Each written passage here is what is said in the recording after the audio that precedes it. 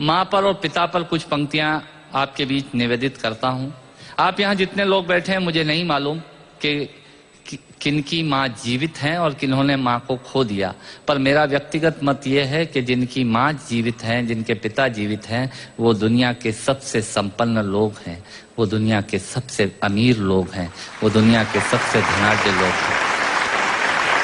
1 minute के लिए बचपन में लौटिएगा, याद कीजिएगा जब हम बहुत छोटे थे, माँ की गोद में थे, माँ का स्तनपान करते थे, तब माँ का एक स्तन मुंह में लेकर हमने उस माँ को दूसरे स्तन पर अपने छोटे छोटे पैरों से न जाने कितनी बार मारा, पर उस माँ ने हमें दूध पिलाना बंद नहीं किया।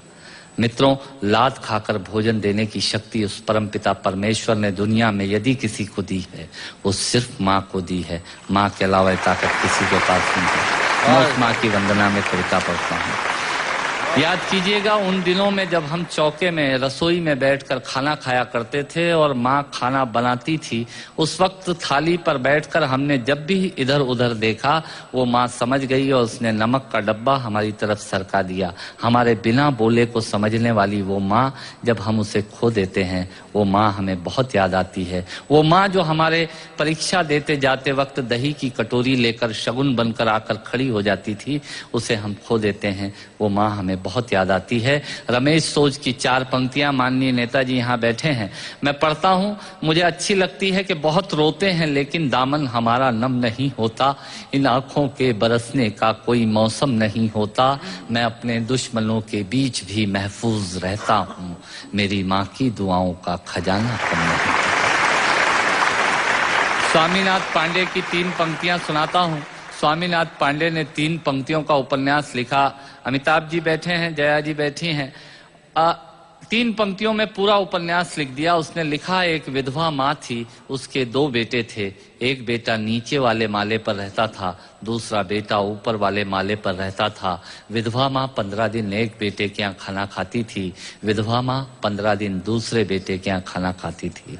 पर ये उस विधवा माँ का दुर्भाग्य था कि साल में जो महीने 31 दिनों के होते थे, उस एक दिन उस विधवा माँ को उपवास रखना पड़ता था। 9 महीने पेट में रखने वाली माँ जब एक जवान बेटे को एक दिन भारी लगने लगी, तब इस नालायक हास्य व्यंग के कवि ने कुछ पंक्तियां माँ के लिए लिखी। सुनिएगा, यात्रा कीजिएगा मेरे साथ। माँ संवेदना है, भावना है, एहसास है। माँ संवेदना है, भावना है, एहसास है। माँ जीवन के फूलों में खुशबू का वास है।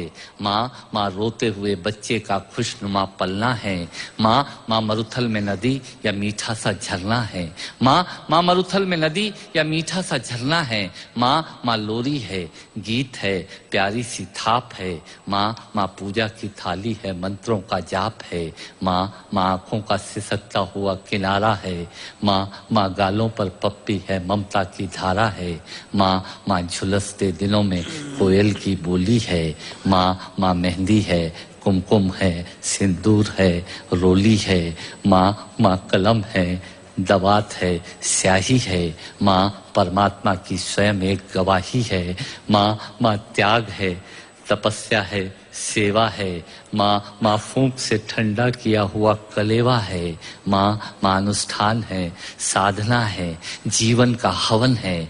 माँ जिंदगी के मोहल्ले में आत्मा का भवन है। माँ चूड़ी वाले हाथों के मजबूत कंधों का नाम है। माँ काशी है, काबा है और चारों धाम है। माँ चिंता है, याद है, हिचकी है। माँ बच्चे की चोट पर सिसकी है। माँ चूल्हा, धुआं, रोटी और हाथों का छाला है। माँ जिंदगी की कड़वाहट में अमृत का प्याला है। माँ पृथ्वी है, जगत है, धूरी है। माँ बिना इस सृष्टि की कल्पना अधूरी है। तो माँ की ये कथा अनादि है, ये अध्याय नहीं है, और माँ का जीवन में कोई पर्याय नहीं, और माँ का जीवन में कोई पर्याय नहीं है। तो माँ का महत्व दुनिया में कम हो नहीं सकता, और माँ जैसा दुनिया में कुछ हो नहीं सकता। माँ जैसा दुनिया में कुछ हो नहीं सकता। तो मैं कविता की ये पंक्तियां माँ के नाम करता हूँ। मैं दुनिया की सब माताओं को प्रणाम करता हूँ।